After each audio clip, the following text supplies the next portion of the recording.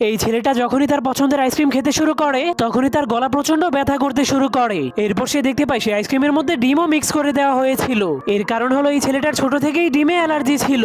এজন্য ছেলেটা যখনই ভুল করে ডিম খেয়ে ফেলতো তখনই তাকে ইমার্জেন্সি করে হসপিটালে নিয়ে যেতে হতো। এজন্য তার মা তাকে সবসময় সুরক্ষিত রাখার জন্য বাড়িতে রান্না করা খাবার খাওয়াতো।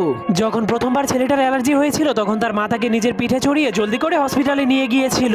যা দেখার পর ডাক্তারেরা বুঝতে পেরেছিল ডিম খেলেই তার ভয়ঙ্কর অ্যালার্জি হয়ে যায়। এজন্য তার মাকে সবসময় তার দিকে নজর রাখতে হতো, কারণ তার ছেলের অ্যালার্জি প্রচন্ড বেড়ে গেলে তাকে সবসময় ইনজেকশন দিতে হতো। কিন্তু এবার তার মা তাকে বাড়িতে একা রেখে কাজে চলে গিয়েছিল।